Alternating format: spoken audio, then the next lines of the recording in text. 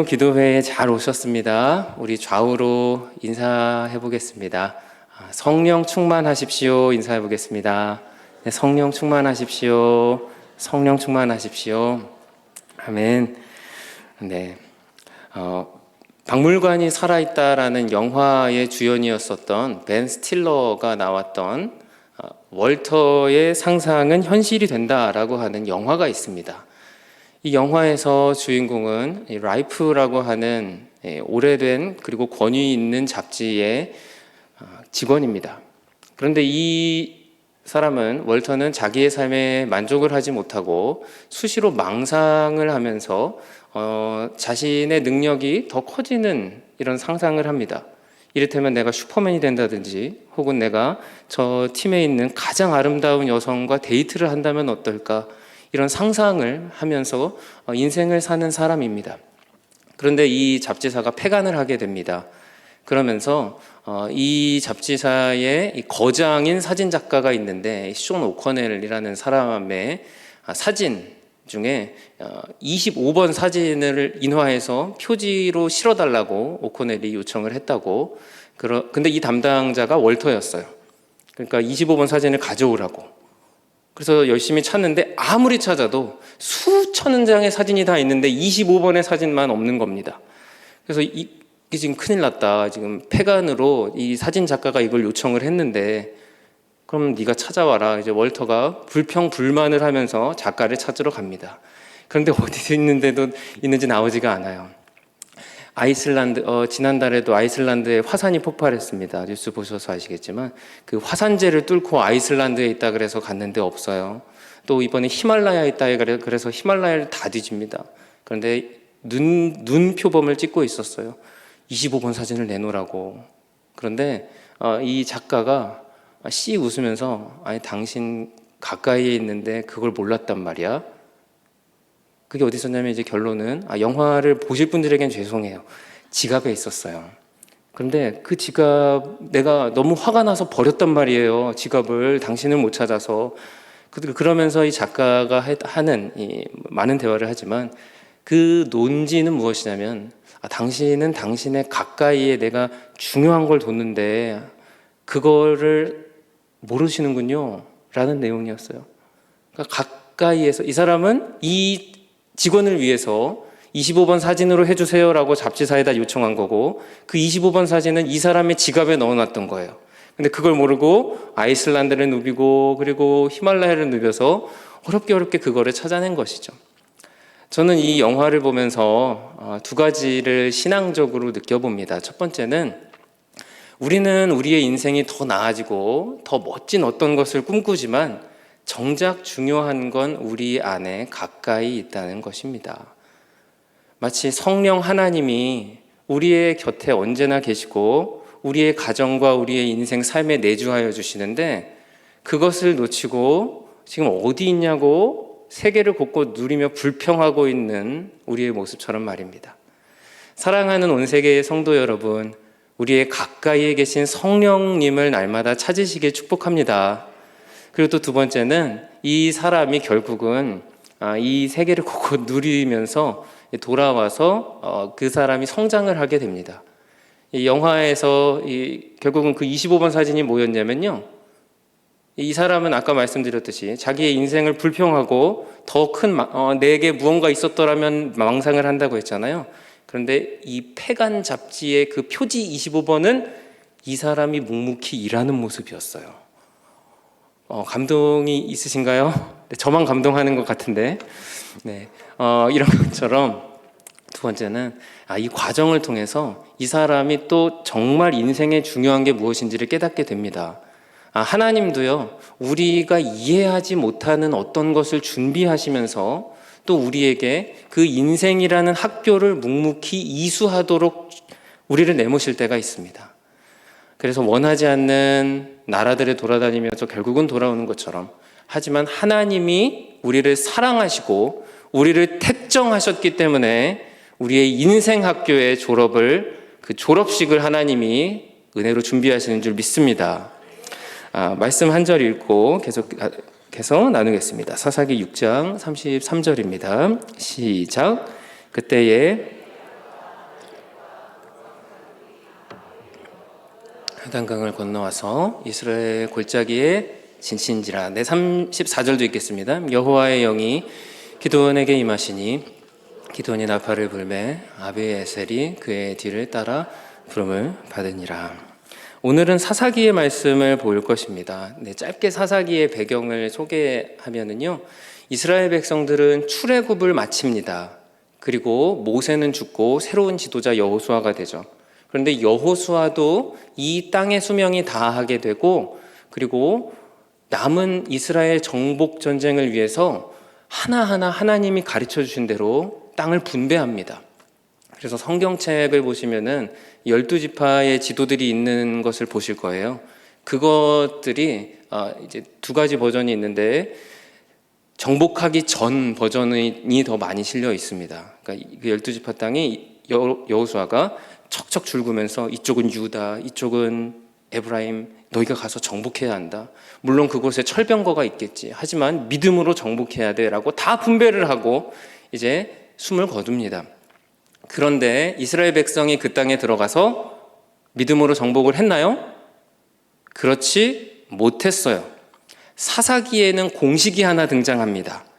그 공식이 뭐냐면, 이스라엘 백성들이 우리 그거 정복 못해, 하나님이 우리 버렸어, 이렇게 불평을 하면 하나님은 이방 민족으로 그 백성을 치시고 훈련하시면서, 하나님 저희가 잘못했습니다, 하나님 회개합니다, 살려주세요 라고 하면 사사를 보내서 이 백성을 구원하는 것입니다. 그런데 문제는 사사기에서 이게 계속 반복된다는 겁니다. 사사를 통해 구원하면 또 안일해져서 기도하지 않아서 자신들의 그 사명을 잊고 이방 민족이 나타나서 절규하고 또 사사가 등장하는 것이 반복된다는 것입니다. 오늘 말씀 33절에 이 말씀이 그 말씀입니다. 미디안, 아말렉과 동방 사람들이 다 함께 모여서 이스라엘 골짜기에 왔다라는 것이죠. 하나님은 그런데 이스라엘 백성의 그 부르짖음을 들으셨고 기드온을 준비하셨습니다. 사사로. 그래서 그것이 34절인 것이죠.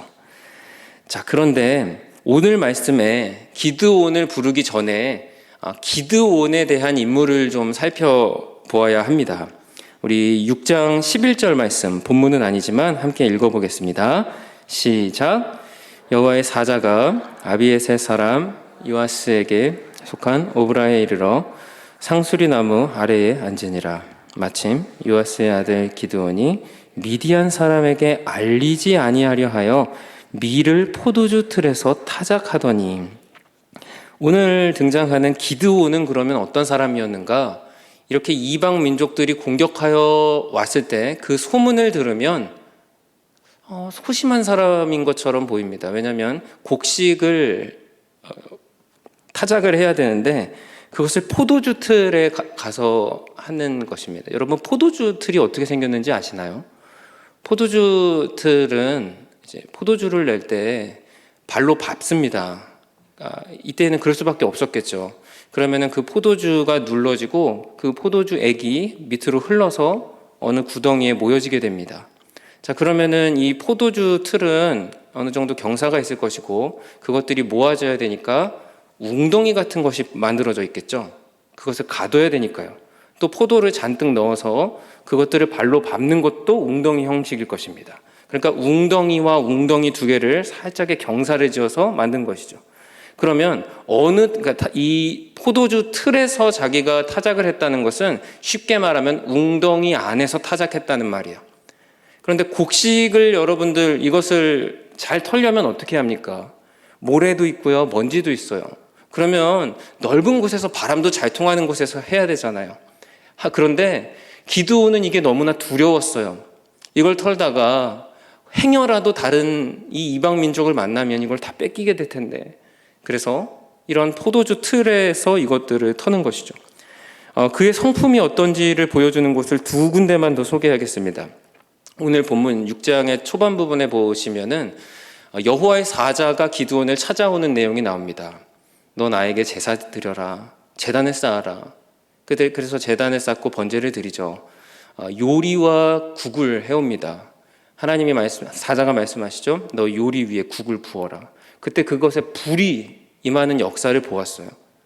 이쯤 되면 엄청 놀라운 역사잖아요. 그러면 와, 하나님이 큰 일을 하시려나 보다, 이렇게 생각하실 수도 있지 않습니까? 아니세요? 뭐 요리하시면서 불을 많이 보셔서 그런가요? 네. 그런데 그렇지 못했어요. 믿음이 부족했던 것이죠. 그런데도 하나님은 이 기드온을 사용하셔서 또 그의 성격을 보여주는 두 번째가, 너의 아버지에게 바알 제단이 있는데 너 그거 헐어라 라고 명령하였을 때 그것을 밤에 가서 부수게 됩니다. 각시탈이나 뭐 일지매처럼 말이죠. 이것도 두려웠던 것입니다. 낮에 행하면 사람들에게 눈에 띌까 봐 말입니다. 하나님은 이제 그리고 이런 용기 없이 소심한 기질의 기드온에게 감사하게도 너 왜 이렇게 나를 못 믿니? 내가 그 정도 보여줬으면 됐지 않니라고 하시지 않으시고요. 오래 기다려주시는 은혜를 베풀어 주십니다. 자, 오늘 말씀 좀 길지만요. 한 번 더 읽어봅시다. 36절에서 40절까지입니다. 36 읽어보시죠. 시작. 기드온이 하나님께 여쭈되 주께서 이미 말씀하신 같이 보소서 내가 양털 한 뭉치를 타작마당에 두리니 만일 이슬이 양털에만 있고 주변 땅은 마르면 주께서 이미 말씀하신 같이 내 손으로 이스라엘을 구원하실 줄을 내가 알겠나이다 하였더니 그대로 된지라. 이튿날 기드온이 일찍이 일어나서 양털을 가져다가 그 양털에서 이슬을 짜니 물이 그릇에 가득하더라. 기드온이 또 하나님께 여쭈되 주여 내게 노하지 마옵소서. 내가 이번만 말하리이다. 구하옵나니 내게 이번만 양털로 시험하게 하소서. 원하건대 양털만 마르고 그 주변 땅에는 다 이슬이 있게 하옵소서 하였더니 그 밤에 하나님이 그대로 행하시니 곧 양털만 마르고 그 주변 땅에는 다 이슬이 있었더라. 아멘. 기드온이 하나님께 여쭈되 주님 노하지 마시고, 하나님 제가 하나님을 시험하고자 하는데요, 이 땅 위에 양털을 놓겠습니다. 그리고 나서 밤이 지나면 양털에만 이슬이 있으면 제가 하나님이 저 정말 사사로 부르신 거 인정, 이렇게 기도를 한 것이죠. 그 다음 날입니다. 정말로 어디에만 있었어요? 양털에만 물이 맺혔어요. 기드온의 성격이 여기서 나옵니다. 이게 보면 알잖아요. 그런데 그걸 한번 또 쭉 짜봅니다. 그래서 나 이거 진짜 이 물이 있나 없나. 그리고 하나님께 한 번 더 구하죠. 하나님, 생각해 보니까요, 이건 자연 현상일 수도 있잖아요. 보통 이런 솜에 더 많이 뭉칠 수 있잖아요. 과학 시간에 그렇게 배웠습니다. 그런데 이번에는 반대로 되면 제가 믿겠습니다. 양털은 건조하고 땅이 젖어 있으면 믿겠습니다. 하나님이 그대로 해주셨습니다. 그리고 나서 그가 이제 하나님의 쓰임을 받죠. 저는 오늘 말씀에서 우리를 기다려주시는 하나님의 은혜를 봅니다. 우리가 인생을 살면서 참으로 부족할 때가 많습니다. 나 스스로 생각해도 믿음이 없을 때가 많고, 또 내 인생에 대해서 참으로 답답할 때가 많습니다. 하지만 하나님은 그러한 우리의 모습도 아십니다. 이 자리에 계신 분들 중에 자기 자신을 용납하지 못하시는 분들도 계실 거예요. 왜 나는 이런지, 왜 나는 이렇게 믿음이 부족한지, 왜 나는 이렇게 실수가 많은지. 하지만 오늘 이 밤 오래 기다려주실 뿐만 아니라 변함없이 사랑하시는 하나님을 만나시는 밤이 되길 축복합니다. 하나님이 이 기드온을 또 어떻게 쓰셨냐면요, 저는 하나님의 세심함을 오늘 말씀에서 봅니다. 기드온이 밤에 아버지의 그 아세라 상을, 바알 제단을 헙니다. 그러니까 사람들이 난리가 났어요. 이거 누가 헐었냐? 알고 보니까 기드온이었어요. 기드온의 아버지에게 네 아들 내놔라. 지금 이게 말이 되냐? 그럴 때 아버지가 한 말, 제가 읽어보겠습니다.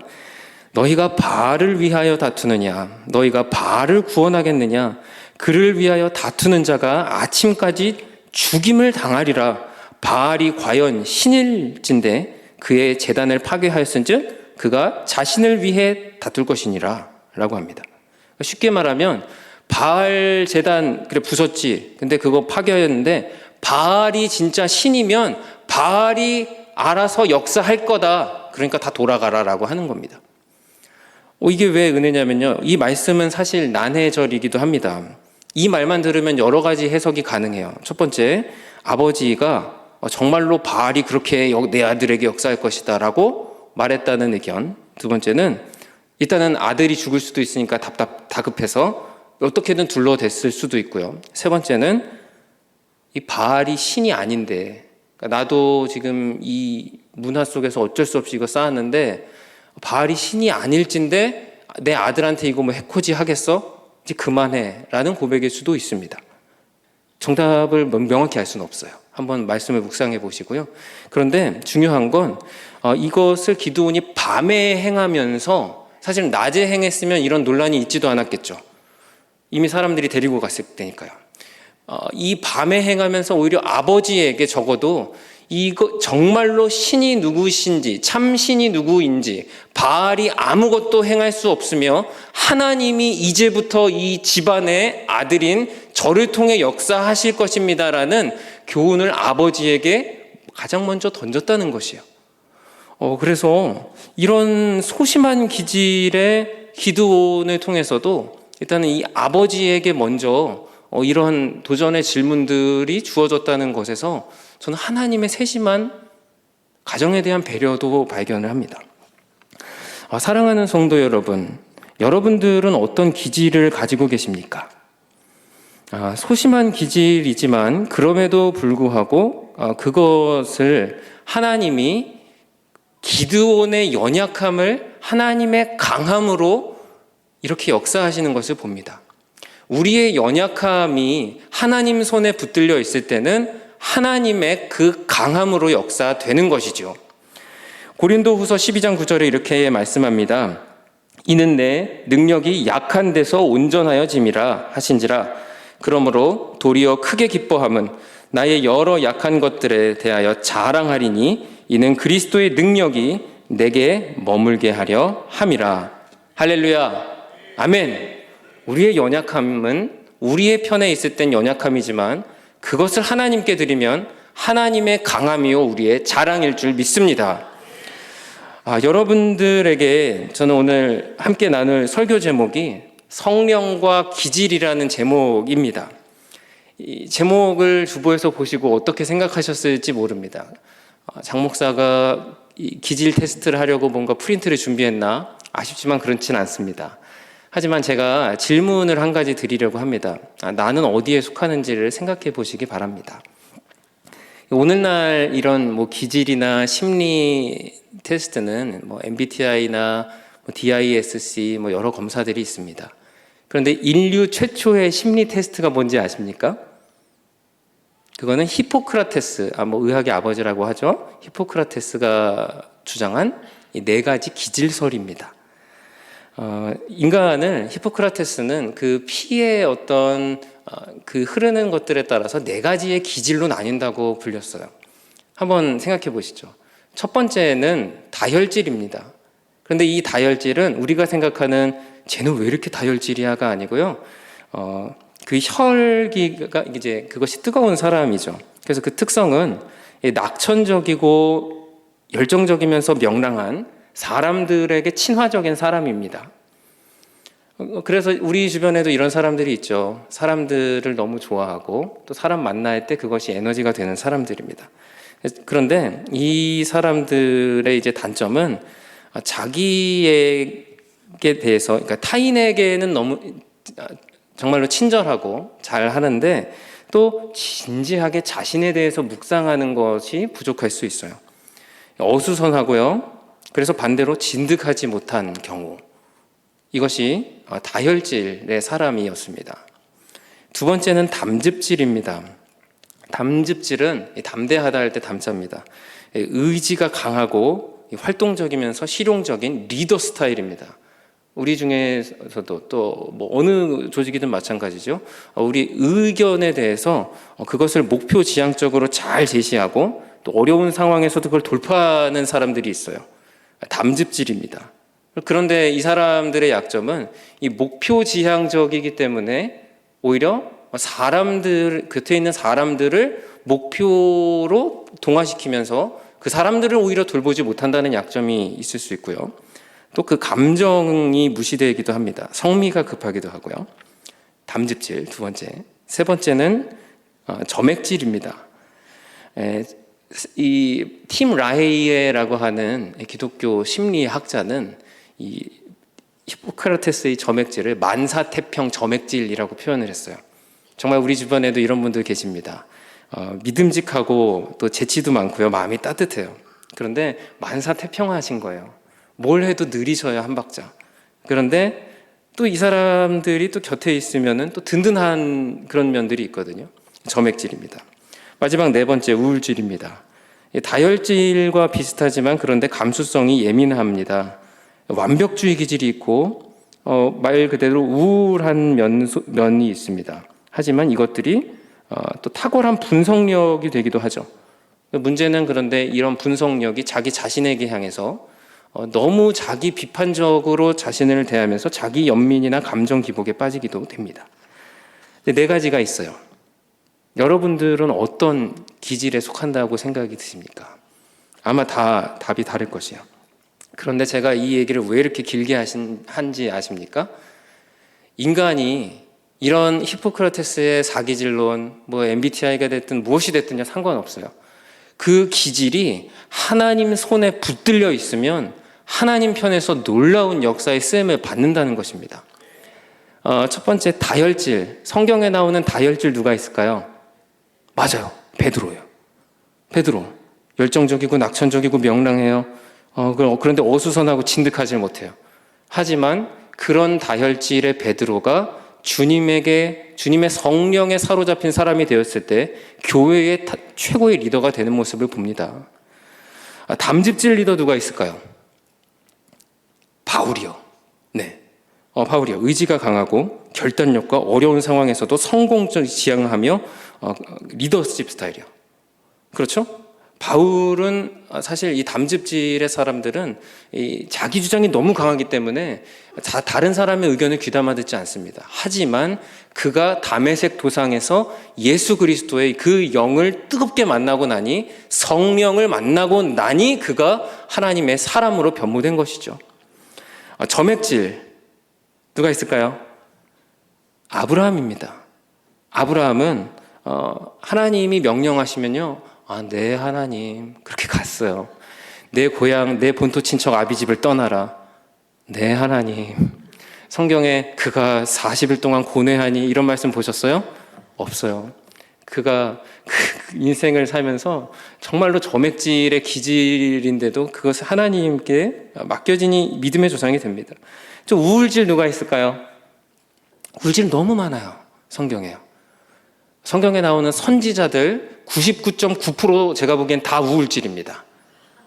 감수성이 예민하고요. 또 그것 시대와 사람들에 대한 분석력이 뛰어나죠. 그리고 그것에 대해서 정말 눈물로 기도하는 사람들, 또 그런데 감정 기복도 나름 심합니다. 엘리야와 같이요. 그러니까 결론은 우리의 기질이 무엇이냐? 하나님 왜 제게 이런 기질을 주셨나요? 하나님 제 기질 때문에 너무 힘듭니다. 는 기도 제목을 바꾸시길 바랍니다. 하나님, 사실 이 기질은요, 심리학 대백과사전이라는 책을 보면은 이렇게 나와 있습니다. 인간의 특성이 생득적으로 획득하여 드러나는 면모라고 되어 있어요. 즉, 우리가 엄마의 자궁 안에서 많은 부분이 이미 결정이 된 것이에요. 그리고 우리의 인생의 환경을 통해 그것들이 발달되거나 혹은 억제되며 우리의 이 기질이 만들어진 것입니다. 그런데 이 기질에 대해서 우리가 매몰되고 내 MBTI는 이러니까, 사실 MBTI가 만들어진 배경은 그 반대의 측면도 개발하라는 의도로 만들어졌다는 것을 아십니까? 하나님의 손에 우리의 기질이 붙들려 있을 때 하나님께서 여러분의 기질을 쓰신다고 하시는 이야기십니다. 이 자리에 계신 다혈질의 성도님들 계십니까? 교회의 친화력을 담당하시는 리더가 되어주시길 부탁합니다. 교사로 지원해 주시고요. 목장 가운데에 이러한 리더들이 많이 필요합니다. 하나님, 제가 이러한 기질이 있는데 주님께 이렇게 쓰임받게 하여 주시옵소서. 그렇게 기도해 주시고요. 담즙질이신 분들, 우리가 이 교회에서도 의사결정이 얼마나 중요한지 몰라요. 교회 부서 안에서 정말 많은 회의가 있어요. 저도 부서를 해보면요, 회의가 2시간 반이 넘어도 안 끝날 때가 있어요. 그때 담즙질의 리더가 자기 주장으로 하면 안 되겠죠. 성령 충만한 담즙질 리더가 나설 때에 전 좋은 방향으로 부서 나가는 거 많이 봤습니다. 담즙질의 분들이 계십니까? 내 주장을 앞세우는 것이 아니라 성령 충만하여 교회에 이런 리더들이 되어주시길 바랍니다. 또 점액질의 분들이요, 교회에서 이렇게 든든한, 그저 웃으면서 오셨어요 해주시는 그 미소가요, 그 얼마나 좋은지 모릅니다. 우울질의 리더들이요, 또 주님의 영으로 충만하시길 바랍니다. 그럴 때 이 우울질에는 유난히 예술적인 기질의 사람들이 많습니다. 렘브란트, 반고흐, 모차르트, 베토벤 다 저는 자서전 읽어보면 우울질이었다고 확신해요. 그 우울질의 기질들이 주님의 손에 붙들려 있을 때에 그것이 우리 예배의 음악이 됐든 미술이 됐든 혹은 우리의 삶의 많은 문화가 되었든 하나님의 역사가 써지는 도구가 될 줄 믿습니다. 주님이 우리의 기질을 쓰실 줄 믿습니다. 그렇게 주님이 우리의 인생을 사용하시는 것이죠. 네, 다음 구절입니다. 우리 사사기 6장 11절 12절 말씀을 읽어보면 또 두 번째의 은혜로 나아가겠습니다. 시작. 여호와의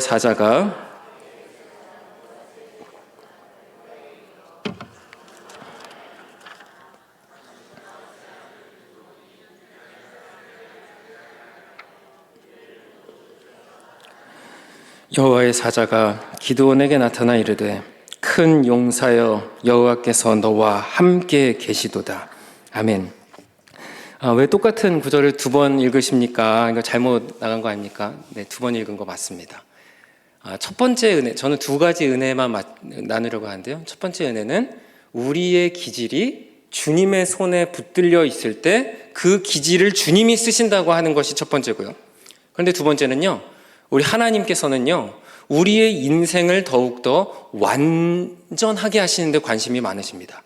그래서 말씀드린 것처럼 MBTI에서도 나는 외향형의 사람이니까 라고 자기를 단정 지으라고 만든 게 아니고요, 나는 내향형을 좀 더 지향해야 되겠구나, 내가 감정적인 사람이니까 에서 끝나는 것이 아니라 논리에 대해서도 내가 더 주의를 기울이고 발전시켜야 되는 것이구나 하는 것처럼 하나님은 우리의 기질을 넘어서 그 기질과 정반대에 있더라도 하나님이 그것을 도전하게 하실 때가 있다는 것입니다. 오늘 기드온이 바로 그러합니다. 기드온이 하나님이 부르시는 말씀을 보세요. 큰 용사야, 내가 너랑 할 일이 있다. 기드온이 큰 용사인가요? 타작을 하면서 포도주 틀에 숨어서 그것을 하고 있는데, 오히려 하나님은 그래, 속이 좁은 기드온아, 그렇지만 내가 너를 사용한단다. 물론 은혜로운 말씀이잖아요. 이렇게 성경에 적혀 있는 것이 아닌 거예요. 제가 말씀을 여러 번 다시 봤어요. 그런데 하나님이 오히려 기드온에게 내가 너에게 할 일이 있는데 그게 너의 기질과는 정반대되지만 너 나를 신뢰하며 나를 한 번 따라와 줄 수 있겠니? 라는 도전이었어요. 사사기 6장 14절 말씀입니다. 여호와께서 그를 향하여 이르시되 너는 가서 이 너의 힘으로 이스라엘을 미디안의 손에서 구원하라. 내가 너를 보낸 것이 아니냐 하시니라 라고 하시고요. 사사기 6장 15절 16절 같이 읽겠습니다. 시작. 그러나 기드온이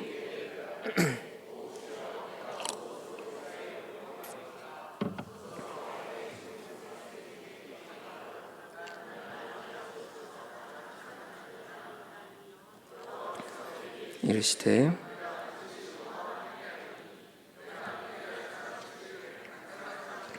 하리라 하시니라. 아멘. 여호와께서 그에게 이르시되 내가 반드시 너와 함께 하리니 내가 미디안 사람 치기를 한 사람 치듯 하리라. 어쩌면 기드온은요, 하나님, 저는 그냥 중보 기도팀 하고 싶습니다. 뒤에서 그냥 조용히 있고 싶습니다. 하지만 하나님은 아니라고 하시는 거예요. 네가 최전방에 서서 이 백성을 구원하는 나의 사사가 되어주지 않겠니?라고 도전하시는 겁니다. 우리의 기질과 하나님이 정반대의 도전을 하실 때가 있습니다.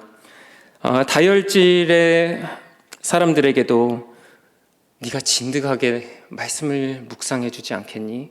끈기가 부족한 너의 성품을 알고 있단다. 하지만 올 한 해 성경 일동 나와 동행하지 않겠니? 우리에게 마음을 주실 때 있어요.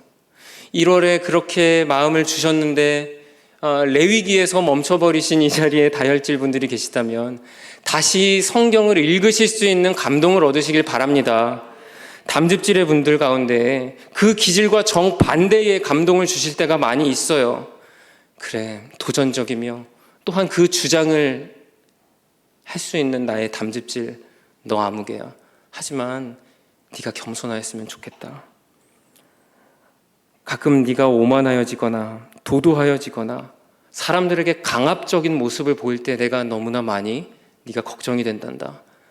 부디 너에게 그 겸손의 마음을 그것을 묵상해 줄 수 있겠니? 라고 그 반대의 감동을 주실 때가 있어요. 우울질의 사람들이요. 이 우울질의 사람들은 그 분석이 너무 자기 자신에게 향하다 보니까 비관적으로 될 때가 많죠. 그래서 오늘 말씀의 기드온은 전형적인 우울질의 사람입니다. 무슨 제가 사역을 부탁하면은 어떤 선생님께서는 항상 이것 좀 해주실 수 있으십니까, 선생님? 저요? 이렇게 질문하는 분이 계세요. 또 다른 일을 이거 해주실 수 있으세요? 저요? 이렇게요. 그런데 이게 대부분 디자인이거든요. 디자인 전공자예요. 그런데 자기가 하면서도 확신이 없으실 때가 많으신 분이셨어요. 그러니까 근데 또 다른 분이 계셔서 이분을 시켰으면 좋겠는데 자기 확신이 없으셨던 거죠, 나름.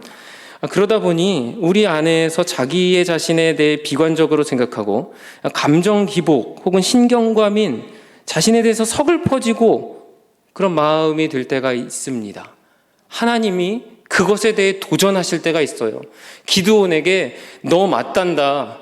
그래, 우울질의 기드온아, 하지만 너 맞단다. 나를 의지하며 지금 네가 일어나 주지 않겠니? 라고 하실 때에 여러분들의 생각이 어떠하든지 하나님의 생각을 우선하여 주시기를 부탁드립니다.